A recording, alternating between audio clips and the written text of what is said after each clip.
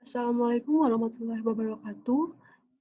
Saya Mahardini Salsabila dari kelas PBS 6A. Di sini saya diberi tugas untuk mereview jurnal internasional dalam pemenuhan mata kuliah Good Governance Business Syariah.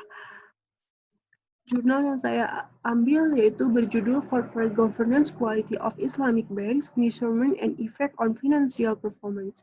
Penulisnya Hana Ajili dan Abdel Fattah Bouri. Volume dan tahun, volume 11, nomor 3 tahun 2018. Penerbit dari International Journal of Islamic and Middle Eastern Finance and Management, Emerald Publishing Limited, ISSN 1753839. Isi jurnal yang pertama yaitu pendahuluan. Organization for Economic Cooperation and Development menyatakan bahwa corporate governance atau tata kelola usaha yaitu sebagai suatu hubungan antara perusahaan, manajemen, dewan, pemegang saham, dan pemangku kepentingan lainnya. Terdapat beberapa teori yang dihubungkan yaitu seperti teori agensi, teori kepengurusan, dan juga teori pemangku kepentingan yang dirancang untuk memaksimalkan kesejahteraan semua pemangku kepentingan dan juga untuk melindungi hak milik setiap pihak dan kewajiban kontrak. Banyak bank konvensional yang diperhatikan, artinya semakin sedikit dan masih kurang bagi bank umum syariah. Pada jurnal ini fokus terhadap perbedaan pemahaman konsep corporate governance antara negara-negara barat dan Islam. Corporate governance dalam Islam didirikan secara unik dan juga menambahkan aturan Islam, serta kerangka kerja corporate governance bergantung pada pengembangan sistem hukum dan lingkungan peraturan dan kelembagaan dan tata kelola lainnya. Corporate governance Islam adalah kebutuhan pemangku kepentingan untuk menunjukkan bahwa Islamic Financial Institution merupakan lembaga penyedia keuangan yang efisien, stabil, dan dapat dipercaya layanan keuangan dan sesuai dengan hukum keuangan Islam atau Islamic Financial Law. Kemudian bagian yang kedua yaitu ada tinjauan pustaka. Dalam teori agensi, pendekatan yang teoritis dan juga dominan lebih menjelaskan antara hubungan corporate governance dengan corporate governance kinerja keuangan. Suatu perusahaan dengan corporate governance yang baik pastinya dapat melindungi kepentingan pemegang saham dan juga meminimalkan masalah keagenan untuk mencapai kinerja organisasi yang unggul. Pada perbankan syariah, para pemangku kepentingan itu tidak terbatas pada keuntungan dan memaksimalkan kekayaan, tetapi juga mencakup menghormati etika dan hukum keuangan Islam. Terdapat beberapa penemuan empiris oleh peneliti Hitam, Brown, dan Keylor Aman yang membuktikan bahwa tidak ada hubungan positif antara kualitas corporate governance dengan kinerja keuangan. Kemudian ada kinerja Dewan Direksi dan Bank Syariah. Dalam teori keagenan, fungsi utama dari Dewan Direksi yaitu memantau dan mengawasi perilaku manajer perusahaan.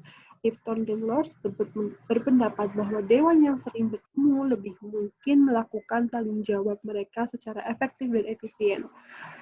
De Angelis dan Valdelado menemukan hubungan positif antara papan komposisi dalam hal independensi dan kinerja dalam literatur perbankan Islam. Hasil ini dijelaskan oleh fakta bahwa kurangnya pengetahuan perbankan dan syariah dari direktur non-eksekutif mengurangi efek pemantauan efisiensi dan akan menghasilkan kinerja yang buruk. Selain itu, ketua direksi di Good Corporate Governance IB memiliki kekuasaan yang kuat dalam memilih dan mengangkat CEO.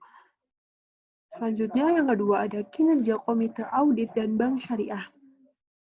Peran utama yang dimiliki oleh Komite Audit yaitu menjamin kualitas yang lebih baik dari pelaporan keuangan yang diungkapkan. Terdapat 3 efektivitas Komite Audit yaitu jumlah anggota, independensi, dan frekuensi rapat. Chan dan Lee menemukan bukti bahwa kehadiran direktur independen yang ahli di Komite Audit meningkatkan nilai audit. Sedangkan Hsu dan Pechasakulwong menemukan bahwa ukuran komite dan frekuensi pertemuan berhubungan negatif terhadap efisiensi pendapatan. Dari penjelasan di atas, maka hubungan antara komite audit dan kinerja keuangan difokuskan pada kinerja perusahaan secara umum. Dalam corporate governance menunjukkan bahwa para dewan harus membentuk komite audit yang setidaknya memiliki 3 anggota dan mayoritas anggotanya harus independen dan komite harus bertemu setidaknya 4 kali setahun. Selanjutnya yang ketiga ada kinerja Dewan Pengawas Syariah dan Bank Syariah. Mekanisme corporate governance yang paling membedakan bank syariah dengan yang konvensional yaitu adanya Syariah Supervisory Board atau Dewan Pengawas Syariah. Mekanisme corporate governance ini memiliki 3 peran, yaitu yang pertama ada konsultasi. Peran ini termasuk dalam sertifikasi dalam instrumen keuangan yang diizinkan dan menjelaskan tentang cara menghitung pajak Islam atau zakat. Yang kedua ada pengendalian. Peran ini Dewan Pengawas Syariah meninjau dan juga mengawasi kegiatan setiap bank syariah. Kemudian yang ketiga ada kepastian. Peran ini Dewan Pengawas Syariah memastikan kepatuhan produk dan layanan yang ditawarkan kepada konsumen dan juga para investor sesuai dengan prinsip dalam Islam. Selanjutnya ada metode pelatihan. Yang pertama pemilihan sampel. Sampel ini menguji kualitas corporate governance dan hubungannya dengan kinerja keuangan IB di GCC selama periode 2020 hingga 2014. Dalam beberapa tahun terakhir, Islam di sektor keuangan jelas telah menarik lebih banyak perhatian, membuat kebijakan, otoritas moneter, investor, dan akademisi sebagai sektor yang lebih adil dan efektif, khususnya perbankan syariah sebagai salah satu segmen terpenting dalam perbankan syariah di pasar keuangan. Pemilihan GCC IB dilatar belakangi oleh pertumbuhan jenis perbankan di kawasan selama 3 dekade terakhir. Studi ini mengandalkan data dari pelaporan tahunan versi bahasa Inggris yang tersedia di bank-bank di situs web sosial. Sebanyak 44 IB diidentifikasi menurut informasi yang diberikan oleh Bank Sentral Nasional negara-negara yang diteliti. Selanjutnya, variabel terikat dari jurnal ini yaitu menggunakan ROA dan ROE sebagai variabel terikat, menghitung ROA sebagai laba bersih dibagi dengan total aset dan ROE sebagai laba bersih dibagi dengan ekuitas. Yang ketiga ada variabel bebas. Variabel bebasnya adalah kualitas corporate governance yang diukur berdasarkan atribut governance. Percaya bahwa indeks agregat akan mengukur tata kelola lebih akurat daripada indikator tunggal. Oleh karena itu, dalam penelitian ini, kualitas corporate governance dinilai menggunakan Corporate Governance Index. Yang keempat ada variabel kontrol. Penelitian ini mengadopsi ukuran bank, umur bank, dan leverage bank sebagai variabel kontrol. Beberapa studi empiris menemukan bahwa leverage memiliki pengaruh yang signifikan tidak dapat berdampak negatif pada kinerja.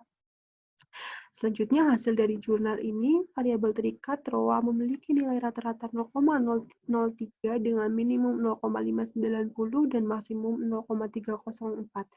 Sedangkan standar deviasi dan median sebesar 0,082 dan 0,008.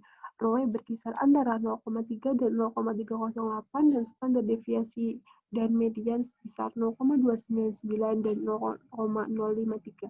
Hasil ini dianggap sebagai indikator yang baik dari variasi rasio kinerja di antara bank sampel.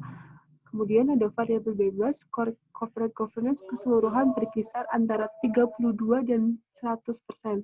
Dengan rata-rata 74% menyiratkan bahwa rata-rata 10 dari 14 rekomendasi corporate governance yang baik dihormati oleh IB sampel. Selanjutnya ada analisis korelasi. Kedua ukuran kinerja ROA dan ROE sangat berkorelasi sebesar 0,6919. Selain itu, tidak ada korelasi antara kualitas dan kinerja corporate governance secara keseluruhan. Kesimpulan dari jurnal ini yaitu studi ini melaporkan hasil bahwa 74% rekomendasi corporate governance yang baik dihormati oleh IB sampel. IB di negara-negara GCC lebih tertarik pada efektivitas SSB daripada efektivitas BOD atau ECAC. Oleh karena itu, kualitas Dewan Pengawas Syariah tampaknya menjadi mekanisme tata kelola utama IB.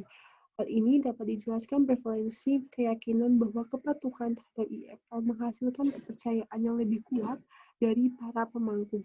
Selanjutnya ditemukan bahwa tidak ada signifikansi statistik tidak dapat mempengaruhi subindeks SIGI individu terhadap ROA dan ROE. Hasil ini menunjukkan bahwa kinerja IB di negara-negara GCC belum terkait dengan praktik corporate governance mereka.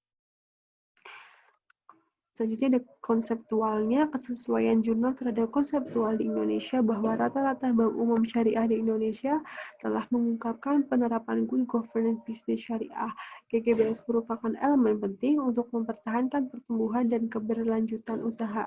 Karena dengan good governance bisnis syariah yang sesuai dengan ketentuan syariah akan menumbuhkan budaya kerja yang sehat di segala bidang sehingga membuat investor puas terhadap kinerja dan nilai perusahaan. Sekian review jurnal internasional dari saya. Wassalamualaikum warahmatullahi wabarakatuh.